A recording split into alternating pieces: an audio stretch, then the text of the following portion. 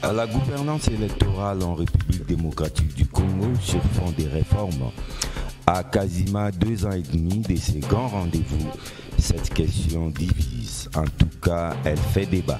Elle est sur toutes les lèvres. Elle semble même diviser la classe politique congolaise. Les forces vives de la nation, elles aussi, ne sont pas du tout épargnées. Messieurs et dames, c'est un réel plaisir de vous retrouver dans cette nouvelle aventure des enjeux. Bienvenue.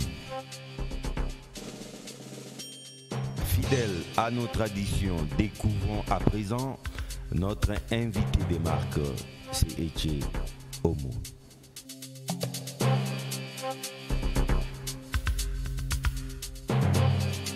Rodrigue Ramazani. Rodrigue Ramazani est licencié en droit de l'université protestante au Congo. Avocat au barreau de Kinshasa Matete. Il a été respectivement vice-président national et président national AI de la Ligue des jeunes du parti En Vol. Depuis juillet 2019, Rodrigue Ramazani a été nommé par le président national du parti, l'honorable Délice Sanga, porte-parole du parti, et fait ainsi son entrée au comité national du parti En Vol.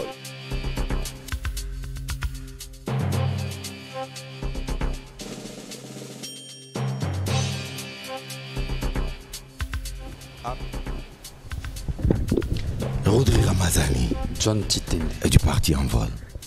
Heureux de te retrouver encore sur Enjeu. C'est toujours un plaisir de te recevoir dans Enjeu. Hein. Ah ben, ça fait plus d'une année que je ne suis plus passé sur cette émission. Ouais. Et je suis très content de vous retrouver ici. J'espère que nous allons... En tout cas, avec vous, nous risquons de faire cette émission debout, mais on s'installe. On s'installe. Les partis En Vol a été, je peux parler de ces partis pionniers qui avaient lancé ces grands débats sur la gouvernance électorale, sur les réformes électorales en République démocratique du Congo.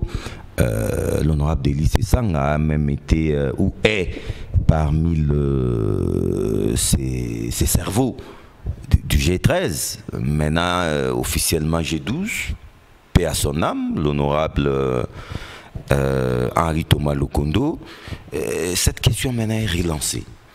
C'est un débat vraiment un débat houleux en ce moment en République démocratique du Congo, la gouvernance électorale, les réformes électorales. Rodrigue Ramazani, faut-il parler réforme en ce moment? Et si oui, quelles sont ces principales réformes?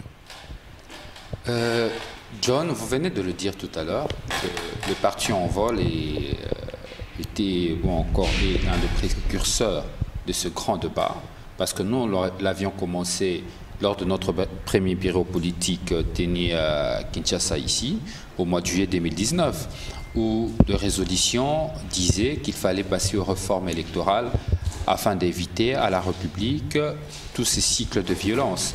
Parce qu'il s'était dégagé qu'après 3 cycles électoraux, l'on avait constaté qu'il n'y avait que de violences ainsi et de contestations.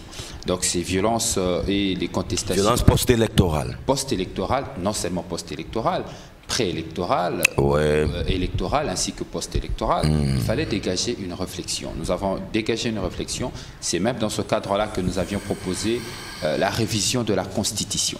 La révision de la Constitution afin de permettre au président de la République de retrouver suffisamment de légitimité en rétablissant le 2e tour de l'élection présidentielle qui nous a été enlevé de manière frauduleuse pour favoriser un camp politique. Et retour au second tour. Un retour au second tour, ce qui va permettre en fait que nous puissions avoir un président de la République légitime, reconnu par un plus grand nombre. Et aussi, nous avions abordé plusieurs questions, notamment celui de l'élection de sénateurs, l'élection de gouverneurs, en vue de leur donner plus de légitimité. Et c'était ça le débat à l'époque. Nous étions critiqués par tous les camps politiques comme d'habitude. Pourtant, l'envol, dans notre démarche politique, nous avons toujours le sens d'anticipation de la vie politique. Nous regardons de loin de la vie politique. On a lancé le débat en 2019, disant qu'il était temps d'y aller. Et pour concrétiser cette démarche de l'envol est allé au-delà de son bureau politique.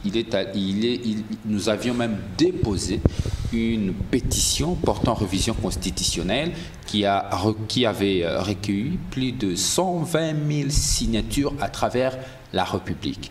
Je peux vous le confirmer, c'était au mois de septembre que cela a été fait et moi-même je suis allé jusque dans la province de la Tchopo pour lancer officiellement cette opération que malheureusement, bien qu'on a déposé cette proposition de loi, la mauvaise foi du bureau sortant a fait en sorte que ce débat ne puisse pas avoir lieu. Et c'est quand même déplorable et nous espérons que comme l'actuel avec le nouveau bureau, ce débat va refaire surface et que la République va bénéficier de cela. Pour parler du temps, oui, c'est le moment d'en parler.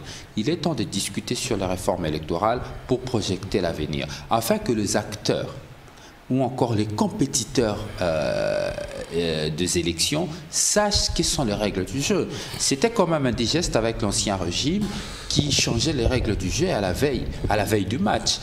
Si pas pendant les matchs. Si pas pendant les matchs. Aujourd'hui, il est temps d'en discuter afin de baliser le chemin. Mais les réformes que nous préconisons, ce n'est pas de réformes qui seront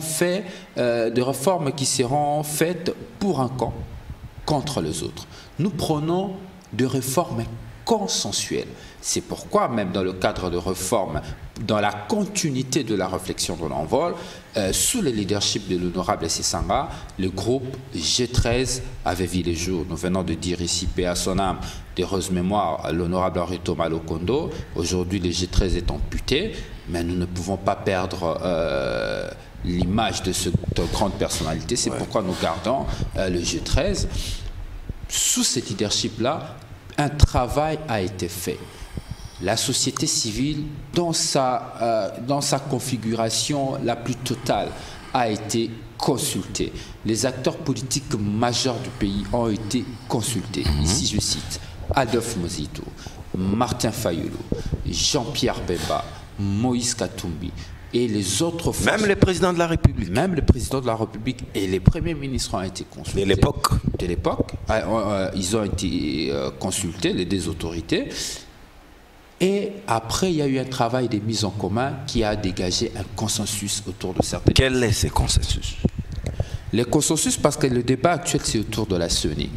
Est-ce qu'il faudrait au préalable aller aux réformes? Oui, avant de penser aux animateurs de cette institution. Et il y a les autres dans les confessions religieuses qui pensent qu'il avec l'Église catholique en tête. L'Église catholique à la tête, qui pensent qu'il faudrait d'abord désigner les animateurs de la CENI avant les réformes. Pourtant, lors de ce grand travail de mise en commun entre le groupe de 13 personnalités et toutes les forces vives de la République qui ont été consultées, il s'est dégagé un consensus de commencer d'abord par le réforme. Réforme d'abord. D'abord le réforme. C'est ça les consensus trouvés. Le rapport du G13, de consultation du G13, a été rendu public. Donc il faut d'abord commencer par le réforme. Ensuite, nous allons à la désignation de membres de la CENI. Et ces réformes, la réforme de la CENI devait passer par la loi Lutundula, qui lui aussi a souffert de la mauvaise foi de l'ancien bureau. 2 ans durant, depuis qu'une loi est déposée, une proposition de loi est déposée au niveau de l'Assemblée nationale. Oubliée dans les tiroirs. La proposition de loi a passé toutes les étapes possibles qui est prévu dans le règlement d'ordre intérieur de l'Assemblée nationale pour qu'une loi soit examinée, que malheureusement, le bureau Mabunda n'avait jamais trouvé l'opportunité on l'a superbement ignoré dans les tiroirs. Ignoré, ça fait 2 ans.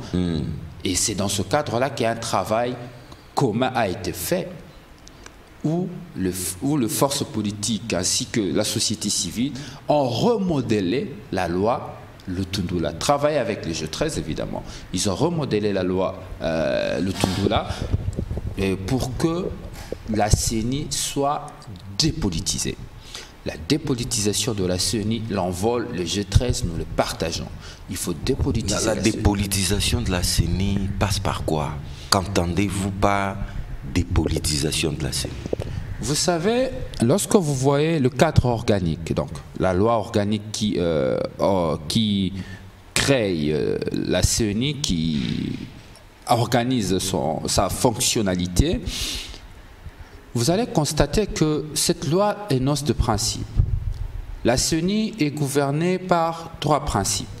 Le principe de l'indépendance, de la neutralité et de la parité.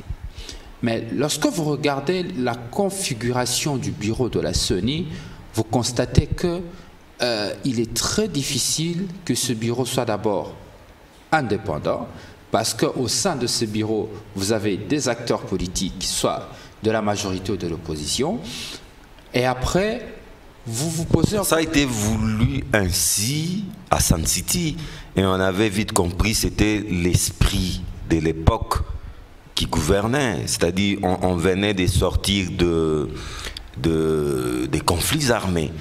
Donc c'était la volonté des belligérants qui avait primé. John, s'il faut, bon, parce qu'il faut revenir un peu vers Sun City, l'idée du départ était d'avoir une institution en charge de la gestion du processus électoral qui devait être gouvernée essentiellement par la société civile. C'était l'idée du départ. Exclusivement. Je crois que les personnes qui ont lu le rapport de ce grand forum national... Donc rien que la société civile. Rien que la société civile. Que malheureusement, le démon congolais qui nous amène tout le temps à discuter sur le partage équitable du pouvoir, la société civile a réclamé sa part dans la conduite de la chose publique. C'est à ce moment-là que les politiques aussi ont décidé de ne pas se laisser faire, d'avoir aussi une partie de responsabilité dans la CENI. Ça veut dire 50-50, vous voulez venir chez nous, nous venons chez vous. C'est ce que ça veut dire en réalité. Mais l'idée du départ, c'était d'avoir une CENI ou encore un pouvoir organisateur des élections totalement dirigé par la société civile. Maintenant, revenons à ce qu'on disait avant. Vous allez constater que la neutralité sera difficile dans ce contexte-là, où vous avez une partie vous avez la majorité qui a plus de représentants, l'opposition en a moins, la société civile en a moins, et l'on estime que dans ce contexte-là, il y aura une neutralité. Parce que la société civile a déjà l'animateur principal. Évidemment, le président de cette institution. Nous allons parler du pouvoir exorbitant du président. Voilà. Le pouvoir, parce que dans la conduite du processus électoral, le président de la CENI a des pouvoirs très exorbitants. De l'autre côté, vous avez le principe de la parité. Le principe de parité. J'ai cité trois principes: indépendance, neutralité et parité qui doivent gouverner la CENI. Mais que malheureusement, le DG vient de l'analyser, le tout dernier qui est la parité. Lorsque vous avez déjà 5 membres de la majorité, un peu moins ceux de l'opposition et un peu encore moins ceux de la société civile. Déjà les premiers principes, neutralité, vol en éclat. Vol en éclat, parité, vol en éclat, c'est ça le problème. Parce que le cadre organique est assis sur base de déséquilibres qui ne permet pas à cette institution d'évoluer réellement comme une institution neutre et paritaire, ainsi que son devoir d'impartialité. Ça sera très compliqué. Et après, lorsque vous regardez encore, on parle de personnalité, les personnes qui doivent être membres de la CENI, ils doivent être de personnalités indépendantes. Alors encore que cette indépendance-là n'est pas définie dans cette loi cadre. Il se pose un problème, il fallait trouver une solution. Vous savez, je n'aime pas trop citer le nom, mais je serais obligé pour donner plus d'exemples en termes vous savez, les exemples permettent que l'on comprenne des choses facilement. Posons-nous la question, est-ce qu'une personnalité, avec toutes les déférences que je lui dois, comme Norbert Bassengezi, Monsieur Bassengezi, premier vice-président de la CENI, vice-président de la CENI, estampillé PPRD, ancien candidat, n'est-ce pas?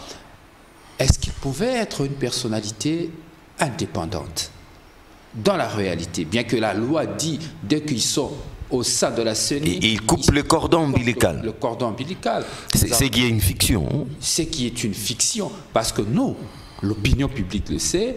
Les élections de 2018, le vice-président de l'époque, de la CENI, a participé à plusieurs réunions politiques de sa famille, de son parti politique, qui est sa famille politique aussi, le PPRD, plusieurs réunions. Déjà, à cet instant-là, on se dit qu'il est difficile de dire à une personne comme celle-là d'être indépendant. Nous avons aussi le professeur Njoli, qui était extampillé MLC. À l'époque de... MLC pur et dur. Ngoï Mulunda. Vous avez eu des personnalités comme Ngoï Mulunda, qui était ancien candidat, qui était candidat aux élections. Donc, à cet instant-là... Très proche du PPRD. Très proche du PPRD. Et l'on veut nous faire croire qu'au nom de la loi, il est devenu indépendant. C'est pourquoi il fallait réfléchir autrement. D'abord, il fallait, revoir le bureau de la CENI pour lui rendre un peu plus indépendant. Les revoir comment? Voilà. En faisant quoi exactement? En dépolitisant la CENI. Pour nous, l'envol surtout, nous estimons qu'il faut d'abord remettre le pouvoir, revenir au statu quo ante. Faire d'abord une sorte de table rase. Table rase, revenir d'abord à la situation d'avant, donc la situation de Sun City. Le vœu qui est exprimé par les acteurs à l'époque, avoir un bureau de la CENI totalement dépolitisé, où il n'y aura que les membres de la société civile. Parce que la CENI a des organes, il faut le dire. Vous avez le bureau et l'assemblée plénière. Maintenant, au niveau du bureau, qui a le rôle de la conduite... Qu'est la société civile? N'est-ce pas? Que la société civile. Et ensuite, au niveau de la plénière, on peut injecter les politiques. On peut injecter les politiques. Maintenant, là, nous avons donné la solution sur le désorgane. Maintenant, revenons sur la notion de l'indépendance des acteurs, qui doivent être des personnalités indépendantes. Parce que tout à fait, Rodi Ramazani, cette indépendance, même notre société civile qui laisse à désirer, d'ailleurs on parle de plus en plus d'une société civilement politique en RDC. Tout à fait, vous avez raison, et l'opinion a raison de le dire, parce que les récents événements nous ont démontré que nous avons une société civile complètement politisée, qui sont par moments ralliés à des partis politiques, ainsi de suite. Parlons maintenant indépendance. C'est parmi les mérites de la loi Lutuntula. Il y en a plusieurs, nous allons en citer quelques-uns. Parlons indépendance. La loi Lutuntula la mérite d'avoir défini l'indépendance de personnalité. Pour nous, ces personnalités, ceux qui doivent être membres de la CENI, il doit s'agir de personnalités qui ne se sont pas alliés dans un parti politique, affiliés dans un parti politique, pour les personnalités politiques évidemment, mais je parlerai aussi de ceux de la société civile, les personnalités qui ne se sont pas affiliées dans un parti politique durant les 10 dernières années et qui n'ont pas été candidats durant les 10 dernières années. Une personne comme ça, l'on peut présumer être indépendant parce qu'il y a une sorte aucune trace de candidature quelque part. Oui. Dès qu'on retrouve cette trace, vous êtes écarté. Vous êtes écarté. Si on découvre que vous êtes membre d'un parti politique durant le 5 ou 6 dernières années, vous êtes écarté. Mais nous estimons qu'une personne qui a quitté le rouage politique, qui n'a plus exprimé d'ambition politique pendant 10 dernières années, il est totalement déconnecté de l'environnement. Mais cela n'empêche pas un parti politique de lui proposer pour qu'il soit son représentant. Mais il doit... Là, l'assemblée plénière. Dans l'assemblée plénière, évidemment.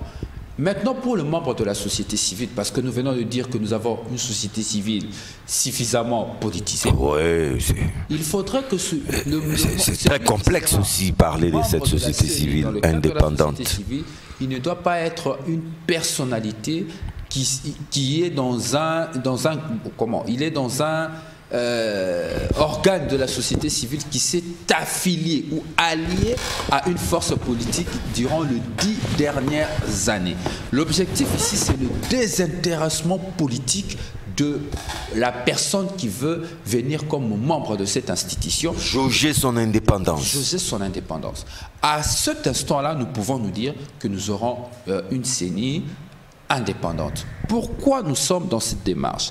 L'objectif aujourd'hui, c'est d'avoir un pouvoir organisateur qui ne vient pas pour créer des résultats, fabriquer les résultats, mais un pouvoir organisateur qui vient pour certifier les résultats, pour donner la confiance aux acteurs et aux compétiteurs. C'est ça la démarche. Le souci est là. Pourquoi nous le voulons? Aujourd'hui, vous voyez toute cette bataille autour de la CENI, le souci est de savoir qui va contrôler les élections. Les contrôles de la CENI et à travers ça, les contrôles des élections. Les contrôles des élections. Du processus. Alors, il faut arriver à créer une institution qui viendra pour certifier les élections et certifier les résultats et non créer ou fabriquer les résultats. Chacun s'est dit que la CENI est une boulangerie où on fabrique des élus.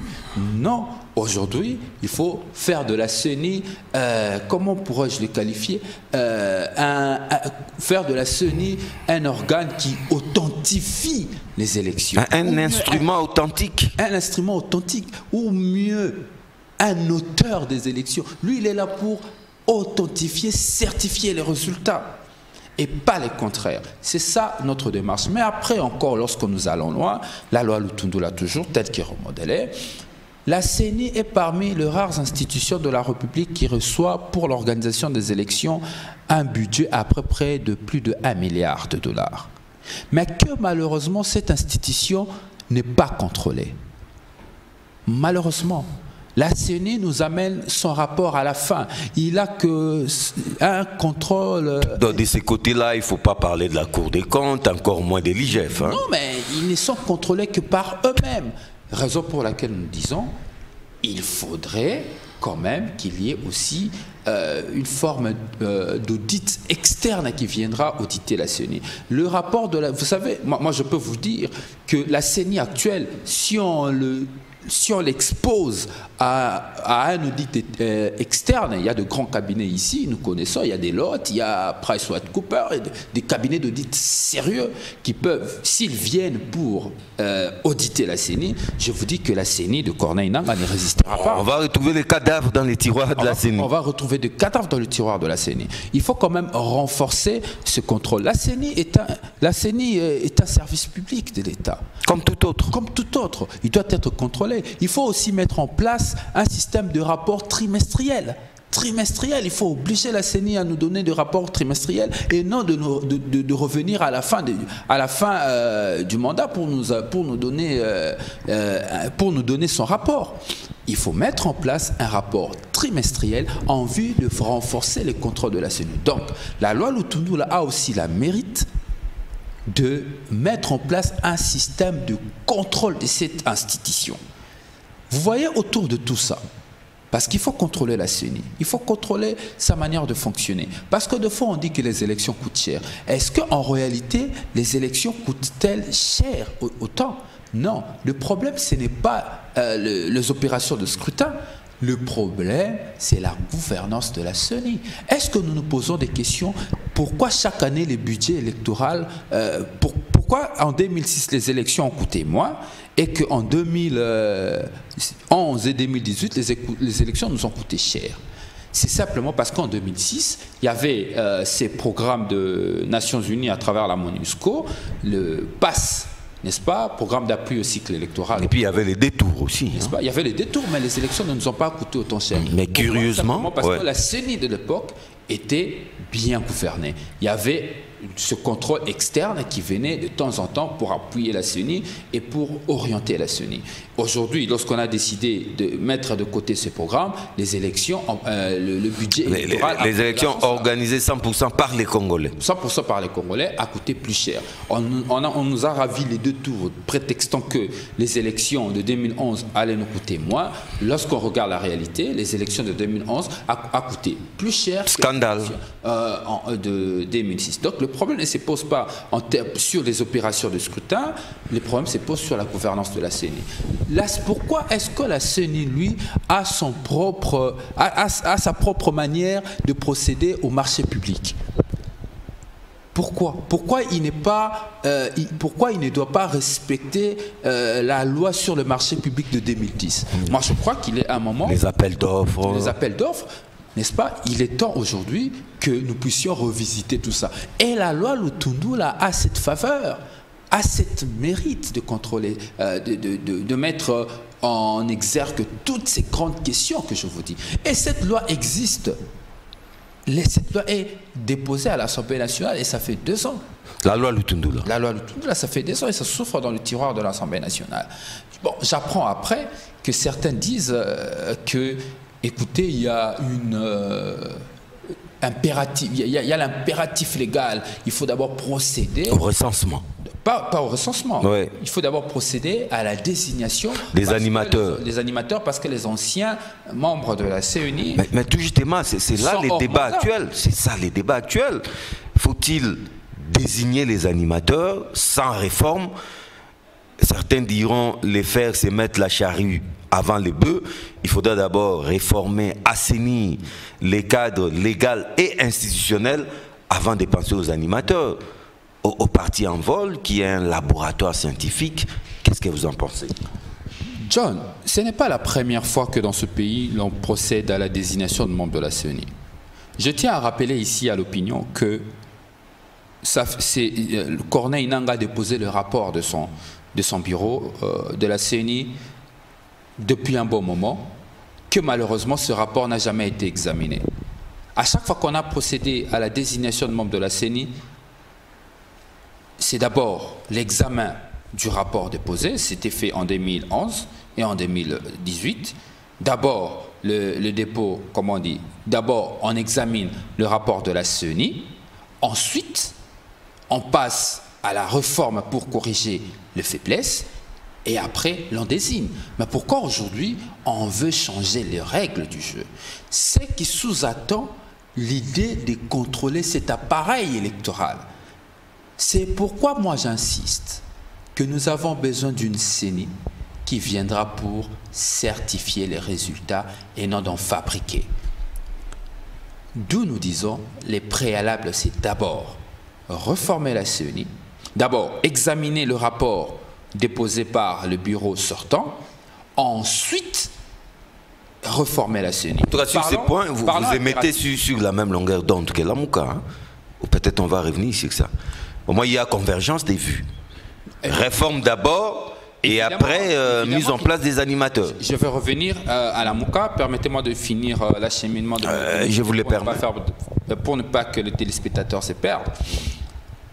Ceux qui parlent de l'impératif parce qu'il y a expiration de mandat des anciens membres du bureau, ils oublient que l'impératif légal, ce n'est pas seulement la désignation de membres de la CENI. Bon, je comprends après que certains veulent avoir du boulot.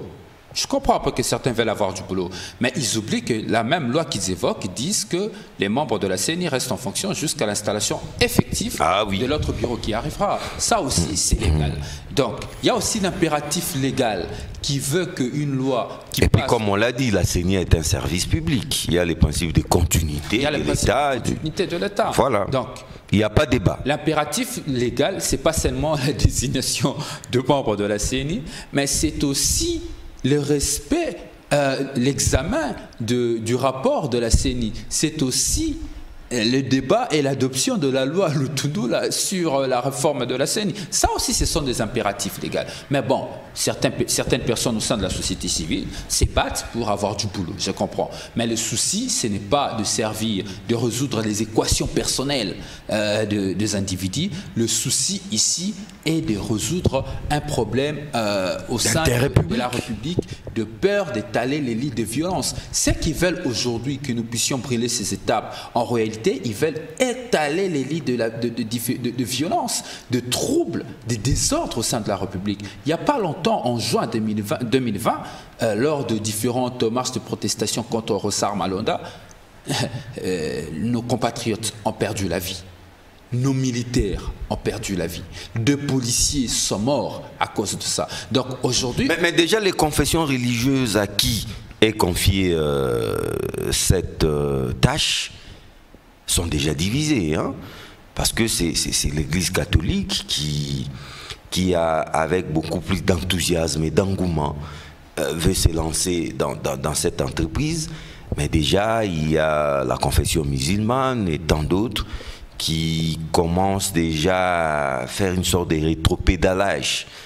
Et à ces points, les dangers, beaucoup de gens ne les voient pas. Ces tractations qui vont tirer en longueur pendant ces temps, 2023 s'approche déjà. Y a-t-il déjà pas les risques du glissement? D'ailleurs, parce qu'on parle de l'Église catholique par la Sainte-Co, nous, on se demande pourquoi ce revirement. Souvenez-vous que l'Église catholique a fait ses mea culpa lors de la désignation de Rossar Malonda. Ils ont dit qu'ils se sont trompés. Ce sont là les propos de l'Église, hein, de prince de l'Église, avec beaucoup de respect que nous leur devons. L'Église a dit qu'ils se sont trompés et ils ont demandé, ils ont fait leur mea culpa. Et aujourd'hui, rien. Alors, rien... Même cause produisant les mêmes effets. Rien ne justifie ce rétropédalage et cela discrédite l'Église. Donc, ça ne sert à rien d'aller vite, de mettre la charrue avant le bœuf. Il faut d'abord préserver les acquis de la démocratie, consolider et projeter l'avenir. Donc, nous sommes ici en train de réfléchir pour l'avenir, pour que nous puissions plus connaître ces cycles de violence. Ceux-là qui veulent mettre la charrue avant le bœuf, en réalité, ils veulent que le pays puisse s'embraser. Ce n'est pas notre... Mais les temps qui trouvent encore un compromis, les aiguilles de la montre ne se sont pas arrêtées pendant ces temps, parce que les Congolais ne s'attendent pas. C'est ça le problème. On a souvent de processus chronophages, mais on ne les réalise pas souvent. Vous savez, le problème de notre pays est que ceux qui détiennent les fonctions publiques, la charge publique, bon, excusez-moi d'être aussi dur, je ne sais pas si certains sont fainéants. Les gens n'aiment pas travailler. Fainéants, c'est voulu. C'est voulu. S'ils sont intentionnel. S'ils ne sont pas fainéants, c'est voulu. Prenons le cas. J'ai appris qu'il n'y a pas longtemps, la conférence de président a eu lieu 2 semaines après l'ouverture de la session ordinaire de l'Assemblée nationale. On ne sait pas qu'est-ce qu'il faisait pendant tous ces temps. Pour adopter les calendriers. Mais il y a un bureau. Il y a un bureau de l'Assemblée nationale. Est-ce qu'il faudrait faire perdre à la République 2 semaines? Non, ils attendent des gouvernements Sama. Vous voyez dans quel contexte nous sommes. Nous donnons... Certaines personnes veulent du travail, il faut le dire, ils reçoivent ce qu'ils veulent, mais il faut servir la République parce qu'ils sont payés par le trésor public, l'argent du contribuable. Encore que la République n'a pas assez de moyens, l'Assemblée nationale nous coûte beaucoup. Et il n'y a pas longtemps, ils ont sorti 12 millions pour quelques semaines, hein. Il ne faudrait pas l'oublier. Donc, les problèmes ici, John, c'est les personnes qui détiennent la charge publique, encore que vous avez les gouvernements qui traînent, ça fait plus d'1 mois, les gens sont en train de tourner des pouces dans leur bureau, alors que le peuple est en train de souffrir. Le problème, c'est que le dirigeant, ceux qui ont la charge publique, ceux qui ont la responsabilité publique, ils doivent se mettre au travail en lieu et place de faire autre chose. Moi, j'ai comme l'impression que les gens ne travaillent pas, ils passent leur temps à négocier, à discuter. Entre-temps, leurs impératifs constitutionnels et légaux les attendent. N'est-ce pas? Pour la réforme de la CENI. La réforme de la CENI sur l'actuelle loi qui est en vigueur n'a fait que 1 mois, jusqu'à sa publication. 1 mois, John. Discussion, adoption, promulgation. 1 mois. Donc ça veut dire, ce qui s'agite aujourd'hui, je ne sais pas sur base de quoi il s'agite. Il suffit d'attendre 1 mois, si on se met au travail et que la volonté politique y est, et je crois fermement à la volonté politique du président de la République, qui lui avait dit, signifié aux 13 personnalités, que pendant son mandat, il ne veut pas voir le sang des Congolais couler à cause de questions électorales. Ça, ce sont les propos du président de la République. Je crois à sa bonne foi. Et aujourd'hui, c'est précipité, c'est vouloir aller à l'encontre de ce que le président de la République souhaite dans sa vision. Donc, aujourd'hui, John, il n'y a pas question à se précipiter. Il suffit que le travail... Il faut que le travail puisse commencer au niveau de l'Assemblée nationale. Les réformes, et un mois, et nous allons avancer. Et heureusement que le président de l'Assemblée nationale lui-même, bien qu'après il a semé une conviction, il a mis l'accélérateur, il a dit que nous allons mettre l'accélérateur sur les réformes électorales. C'est lui qui a lancé l'écho. Après, il lance le débat comme quoi... Mais déjà en mettant en place des animateurs. Et c'est avec ces animateurs qu'on va entamer les réformes. C'est une contradiction dangereuse. Et nous, le même jour, là, on vole l'a dénoncé. C'est une contradiction dangereuse de sa part. Je n'aimerais pas ici dire qu'une si grande personnalité a fait preuve d'ignorance. En tout cas, je n'aimerais pas le dire et je n'aimerais même pas le croire. Mais seulement, c'est quand même très, très, très dangereux et ça a même frisé la légèreté. Pour parler, parce qu'à un moment donné, vous avez dit les violons ne s'accordent avec la Mouka. Oui, oui. Évidemment qu'avec la Mouka, les violons doivent s'accorder. Parce que vous les mettez maintenant sur la même longueur d'onde. Y a-t-il un rapprochement? Envol la Mouka. L'envol par le G13. Parce qu'au début de la Mouka, Délice Sang était là. Hein. Ça aussi, il ne faut pas l'oublier. Non, non, nous n'avons jamais été membres de la Mouka. John, je l'ai déjà dit sur Enjeu, ça fait une année, je ne vais pas y revenir. Bon, on ne va pas y revenir. Nous n'avons jamais été membres de la Mouka et nous n'en serons jamais. Le plus important, vous avez quitté les bateaux très tôt, les navires très tôt. C'est ça les problèmes. Nous ne sommes pas de la Mouka, on n'a jamais été, vous pouvez poser. C'est de notoriété publique. Ça fait une année qu'on a parlé de ça d'enjeu. Nous n'allons pas perdre nos quelques secondes aussi importants pour nos téléspectateurs sur cette question déjà résolue, encore ancienne. Donc, ce que je voulais dire est que, oui, évidemment, il est tout à fait légitime que nous puissions émettre la même longueur d'onde. Dans la même longueur d'onde avec la Mouka, d'autant plus que la Mouka a été consultée.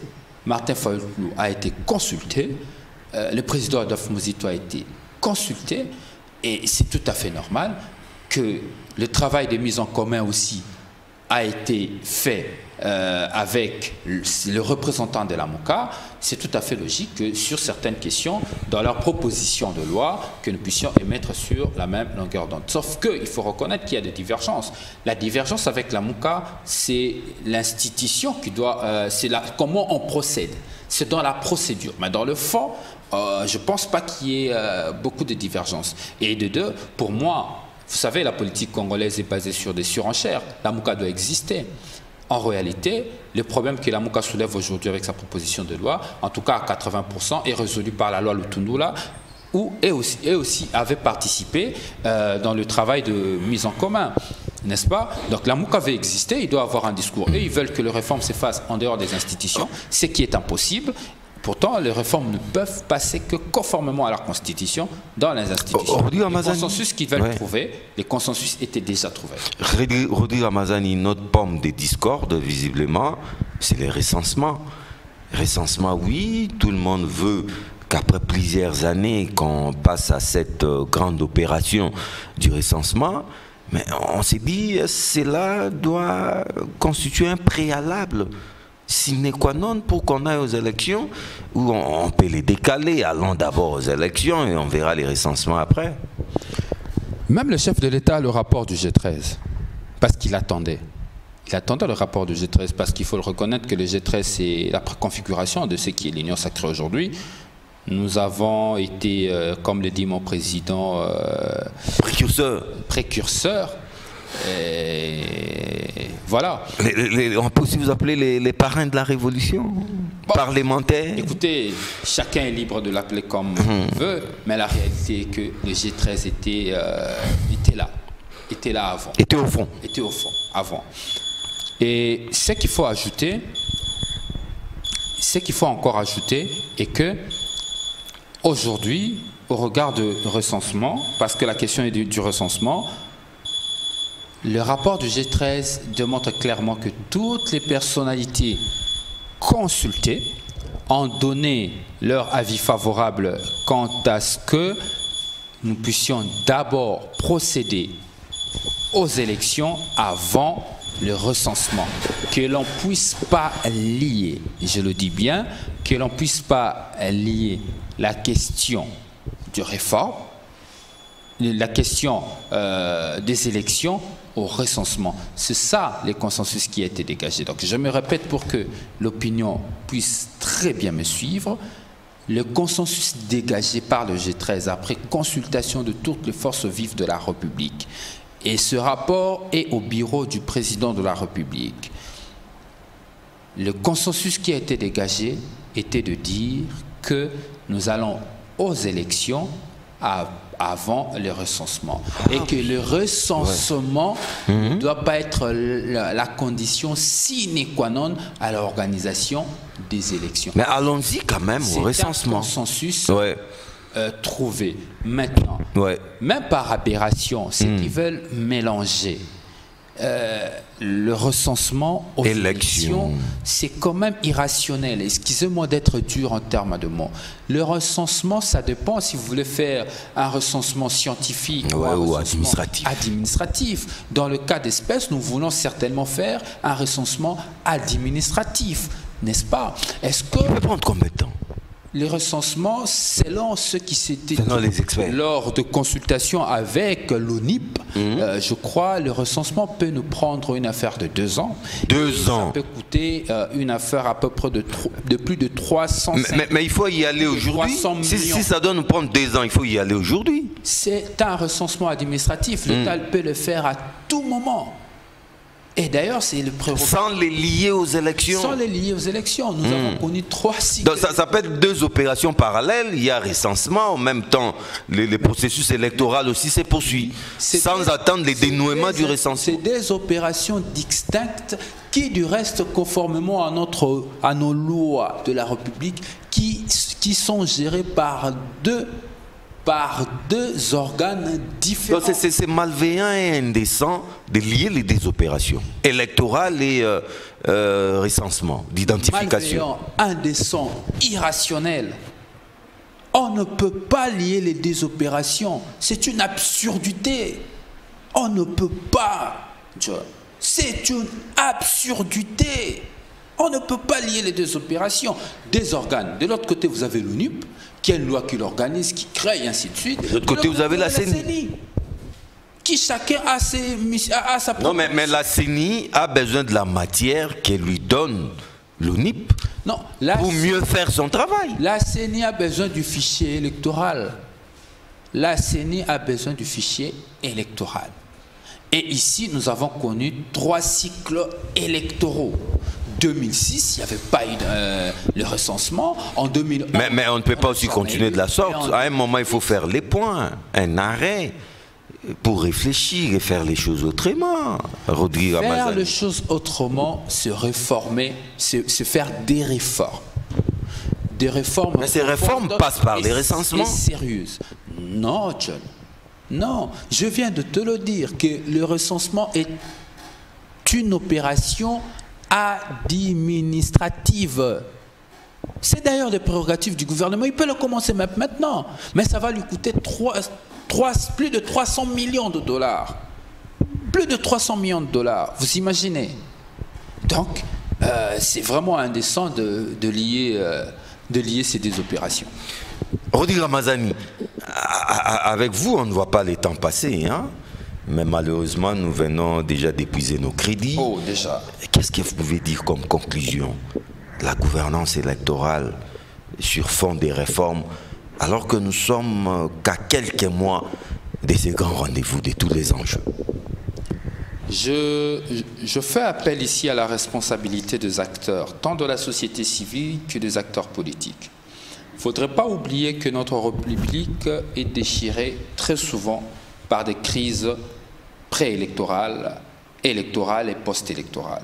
Il est temps aujourd'hui de préserver la vie de nos concitoyens. La République qu'on a besoin a besoin de ces énergies que nous perdons chaque année électorale pour lui servir autrement. Donc ici, c'est une question de responsabilité. Mettre en place ou encore désigner aujourd'hui le membre de la CENI, c'est de faire perdre du temps à la République parce que la réforme de la CENI arrivera et la configuration du bureau actuel disparaîtra. Ça, je peux vous le certifier, parce que notre souci, l'envol, et ainsi que le G13, est de donner à la République démocratique du Congo une CENI qui viendra non pas créer des résultats, fabriquer des résultats, mais une CENI qui viendra pour certifier les résultats, afin de donner confiance aux acteurs, à la population et à toutes ces personnes qui nous regardent de loin. Faisons preuve de responsabilité. Rodi Ramazani, au revoir. Au revoir, John.